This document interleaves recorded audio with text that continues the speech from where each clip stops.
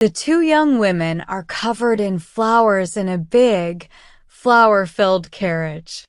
The coachman's whip has flowers on it, and the horses and wheels are decorated too. The carriage moves quickly through the flower carnival at Cannes with many other flower-covered carriages. At the Boulevard de la Foncière, a flower battle is happening. Flowers are thrown between carriages, hitting people and falling to the ground where children pick them up. The crowd on the sidewalks is kept back by police on horses. In the carriages, people throw roses at each other. A man throws a big bouquet with an elastic. The bouquet flies back to him, and he throws it at someone new.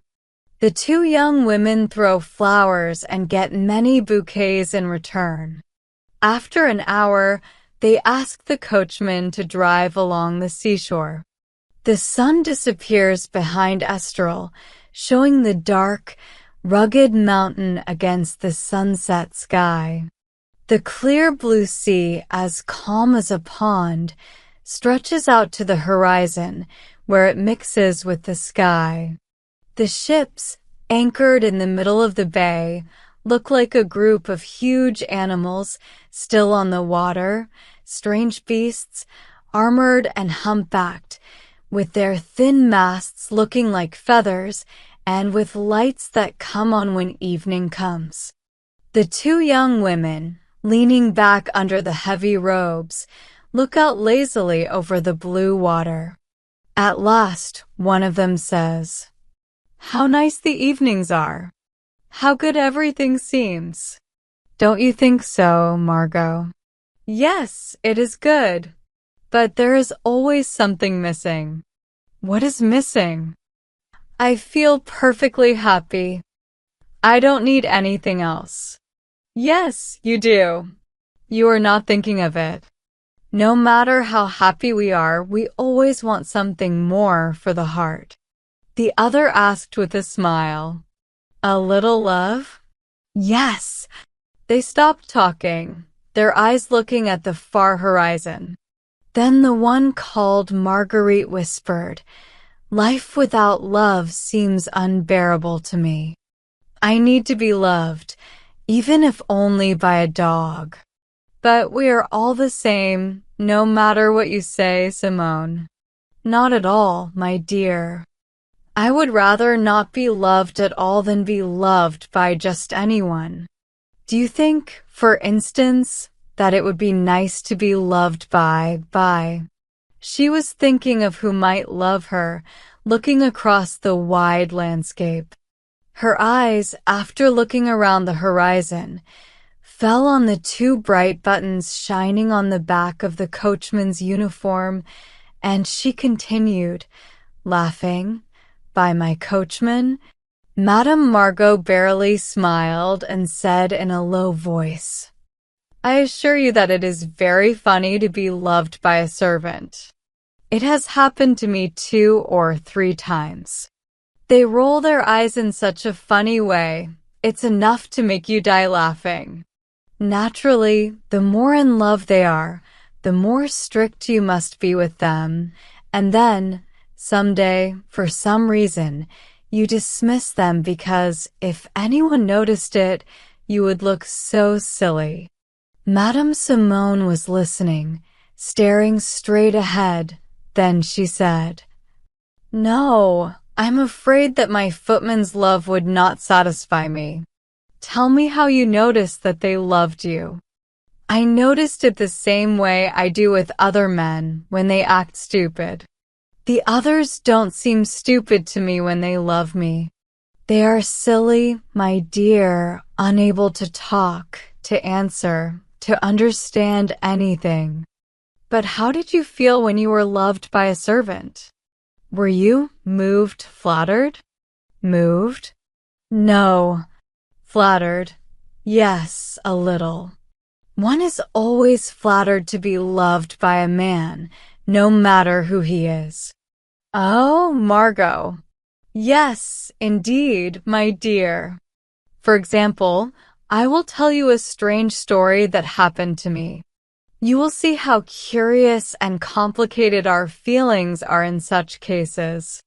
About 4 years ago, I did not have a maid. I tried 5 or 6, one after the other, and I was about to give up. Then I saw an ad in a newspaper about a young girl who knew how to cook, sew, and style hair. She was looking for a job and had good references. She could also speak English. I wrote to the address in the ad, and the next day, the girl came to see me. She was tall, thin, pale, and shy. She had beautiful black eyes and lovely skin. I liked her right away. I asked for her papers. She gave me one in English. She said she came from Lady Rimwell's house, where she had worked for 10 years. The paper showed that the young girl left by her own choice to return to France.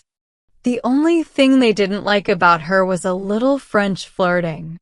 This old-fashioned English phrase made me smile, and I hired her right away. She came to me the same day. Her name was Rose. At the end of a month, I could not manage without her.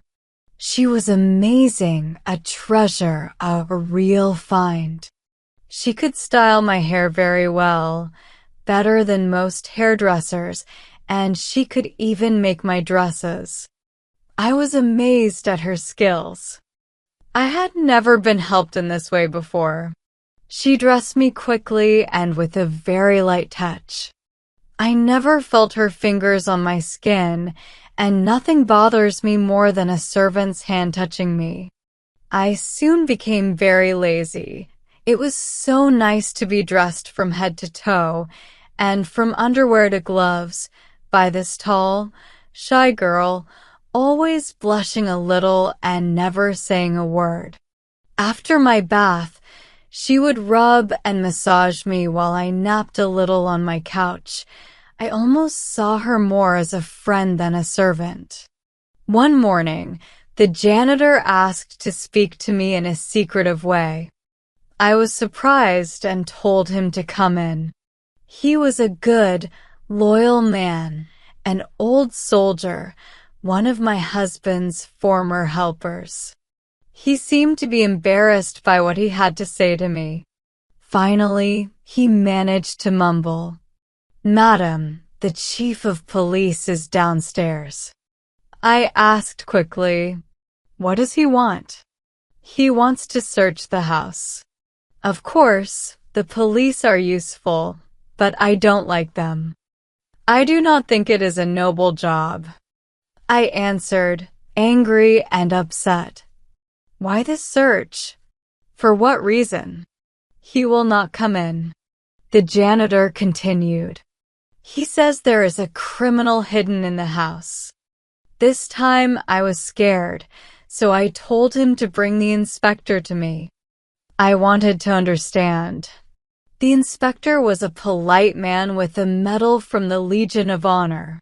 He said he was sorry for bothering me and then told me that one of my servants was a criminal.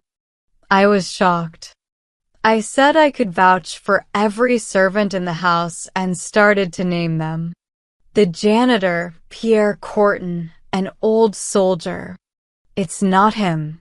A stable boy, the son of farmers I know, and a groom you just saw. It's not him. Then, sir, you must be mistaken. Excuse me, madam, but I am sure I am not wrong. As the capture of a dangerous criminal is at stake, could you please call all your servants? At first, I said no, but then I agreed and called everyone, both men and women. The inspector looked at them and then said, "This isn't all of them." "Excuse me, sir, there is only my maid left, a young girl who cannot be a convict." He asked, "May I see her too?" "Of course." I rang for Rose, who came right away. As soon as she entered the room, the inspector made a sign, and 2 men, who had been hiding behind the door, jumped out, grabbed her, and tied her hands behind her back. I shouted in anger and tried to help her. The inspector stopped me. "This girl, madam, is a man named Jean-Nicolas Lecapet. He was sentenced to death in 1879 for attacking a woman and hurting her so badly that she died. His sentence was changed to life in prison. He escaped 4 months ago. We have been searching for him ever since." I was terrified and confused. I did not believe him. The inspector laughed and said, "I can prove it. His right arm is tattooed." They rolled up her sleeve. It was true. The inspector added in a rude way, "You can trust us for the other proofs." And they took my maid away. Well, would you believe it? The thing that upset me most was not the anger at being tricked and made to look foolish, nor the shame of being dressed and undressed, handled and touched by this man. It was a deep humiliation, a woman's humiliation. Do you understand? I am afraid I don't. Just think, this man had been sentenced for attacking a woman. Well, I thought of the woman he attacked and felt humiliated. There. Do you understand now? Madame Margot did not answer.